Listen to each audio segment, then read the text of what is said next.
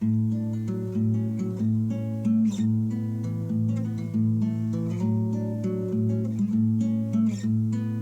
everybody, welcome back to Conscientious Omnivore. My name is Pal.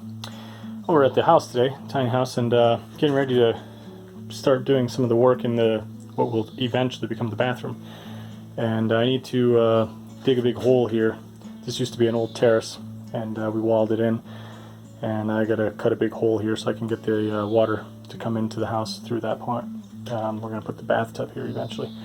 So anyway, I had to clean this space out, and I had a bunch of junk in here and garbage and what have you and stuff that building debris that I had put in here temporarily from inside the house where I was working. And I just wanted to show you guys really quick that I had a huge pile of bricks that came out from some of the wall, the top of the walls in the house where I was adding insulation, and all of it was covered with the mortar and stuff, cement that was holding it all together. And with a little bit of elbow grease here and a good old hammer that I got from my dad, getting all the bricks nice and clean so everything looked kind of like this or worse. And I'm able to knock it all off, and I got a nice pile going here now. So got a bunch of bricks that I'll be able to use for another project. If you've been watching the channel, you'll know that for a long time I've been talking about building a Wally Peony. That is still on my list of things that I will eventually get to. Hopefully someday, but it's still a ways away. But nonetheless, I can start accumulating some of the materials that I'll need to build like the back wall. I can use these old bricks, and I have a bunch of other bricks that I've already put over to the side, and that's what I'm going to do. So I'm going to finish cleaning this up, get all this rubble out of here, and just goes to show you again that you can reuse a lot of these things. And with just a little bit of elbow grease, you can clean off the the stuff that it shouldn't be on there, and you'll be able to reuse these bricks. It would be a terrible waste and a shame to throw them into a container and send it to the landfill. So yeah, that's it for today's video. Just wanted to keep it short and sweet. Encourage everybody to reuse and recycle as much stuff as you can, and let's try to not buy new stuff. Let's try to not make new stuff if we don't need it. If we need to, as an absolute last resort, of course, I have to buy new materials too. But when possible and where it's practical, I try to reuse the stuff that I have. So yeah, that's it. Hope everybody's good. Give the video a thumbs up if you can. That helps me out, and I appreciate everybody's support. See you in another video soon. Bye. Just before I go, I want to say a quick few words about the plastic bags you see here. I put all the debris and the rubble here in plastic bags. You can see it. I'm staging it here, and then I'll be bringing it to the dump pretty soon.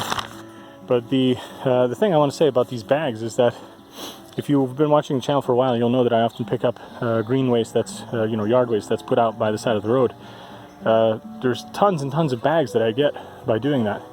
I don't do it because of the bags, but it's just kind of like a nice side effect, a pleasant additional thing that comes with it. So I get a bunch of leaves and grass clippings and what have you. I put them in the compost pile. You guys know I'm a huge advocate of people composting stuff, so I'm increasing the fertility of our land.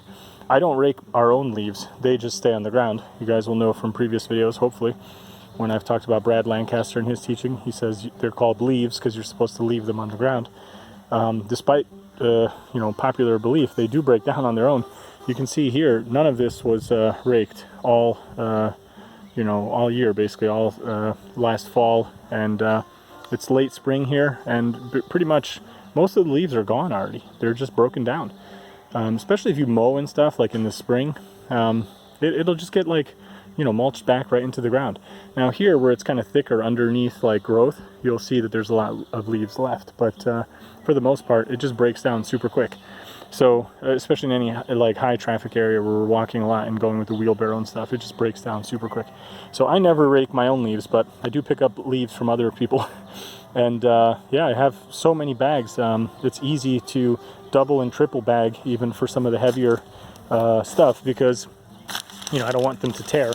So even here, I've got two bags here. I think one of them I put 3 bags because they were really thin. I think this one is 3 bags.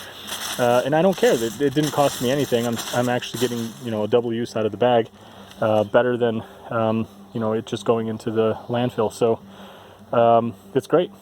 Just wanted to put that as an additional kind of benefit of picking up yard waste. You get a bunch of free bags. I can't remember the last time I bought any kind of like heavy duty, you know, plastic bag and stuff like this for this kind of thing. I just use the cheapo whatever I get from the side of the road ones, and if they're kind of thin or if they have some holes, I just double or triple bag them and they're great. So yeah, that's it. See you guys. Bye.